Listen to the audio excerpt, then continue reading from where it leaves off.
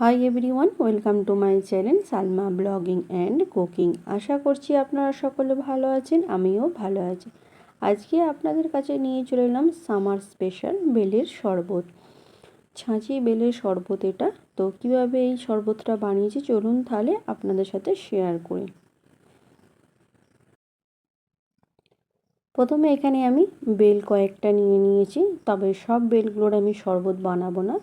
একটা বড় সাইজের বেলটাকে প্রথমে ফাটিয়ে নিয়েছিলাম, নিয়ে তার ভিতর থেকে বেলের যে শাঁস আছে সেই শাঁসটা বের করে নিচ্ছি।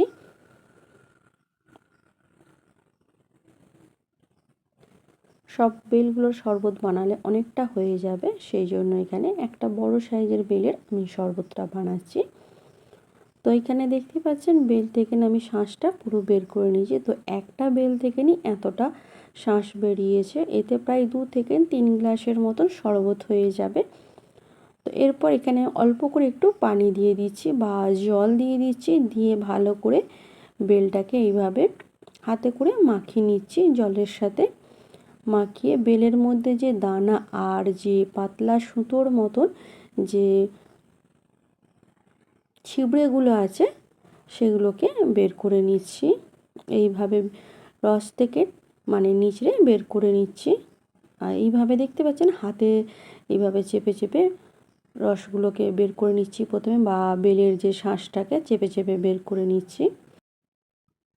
তো শরবতটা বানানোর পুরো প্রসেসটাই আপনাদের দেখাবো, ভিডিওটা স্কিপ করবেন না, ভিডিওটা দেখতে থাকবেন।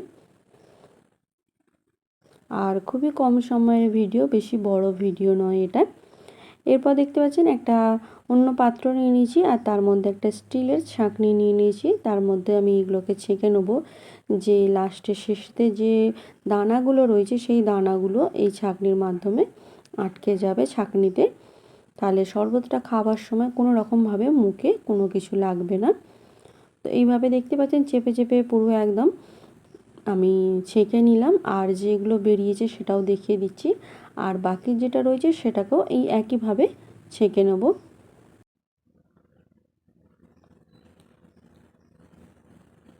তো এইভাবে ভালো করে বেলটাকে চেপে চেপে ছেঁকে নিলাম, বা যা ছিল দানা ফানা সবই বের করে ফেলে দিচ্ছি। এরপর এখানে আমি 150 গ্রাম দই নেব।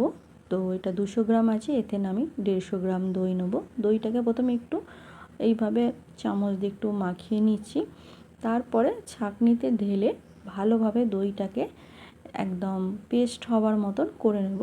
তো এই প্রসেসটা আপনারা চাইলে মিক্সচার গ্রাইন্ডারেও গ্রাইন্ড করে নিতে পারেন, তবে আমার মনে হলো এইভাবে ছাঁকনিতে করে নিলেও কোনো অসুবিধা নেই। তো সেই জন্য আমি এইভাবে ছাঁকনিতে দইটাকে পুরো ভালো করে মাখিয়ে নিচ্ছি, যাতে দইয়ের কোনো রকমভাবে দানা দানাটাও না থাকে। অনেক সময় একবারে দইটা ঢেলে দিলে কি হয়, শরবতের মধ্যে দানা দানা ভাব থাকে এবং দেখা যায়। তো সেই জন্য আমি দইটাকে ছাঁকনির মধ্যে এইভাবে দিয়ে ভালো করে চামচ দিয়ে চেপে চেপে বের করে নিলাম বা ছেঁকে নিলাম।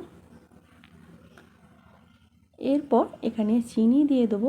চিনিটা আমি গ্রেট করে রেখেছিলাম আগে থেকে, যেহেতু শরবত বানাবো তো সেই জন্য এখানে চিনিটা আমি 2-3 চামচের মতন গ্রেট করা দিয়ে দিচ্ছি, বা চিনির পাউডার দিয়ে দিচ্ছি।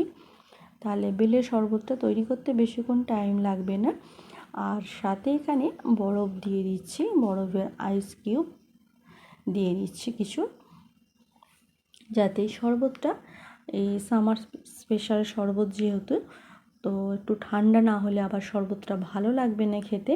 সেই জন্য এখানে আইস কিউব কিছু দিয়ে ভালো করে এটা ফেটে নিচ্ছি, বা চামচ দিয়ে মিক্স করে নিচ্ছি, বা মাখিয়েও নিচ্ছি এটা বলতে পারেন।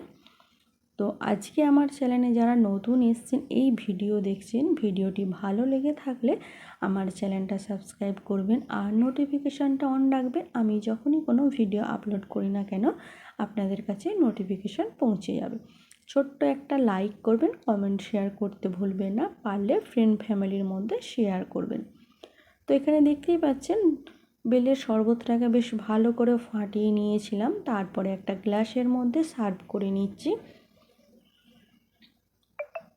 তো খুবই একটা হেলদি এই শরবত, গরমের জন্য খুবই উপকার এই শরবতটা আমাদের শরীরের পক্ষে। তো শেষে এখানে কিছু আইস কিউব আমি দিয়ে দিলাম, যাতে এটা দেখতেও ভালো লাগে আর খেতেও ভালো লাগে।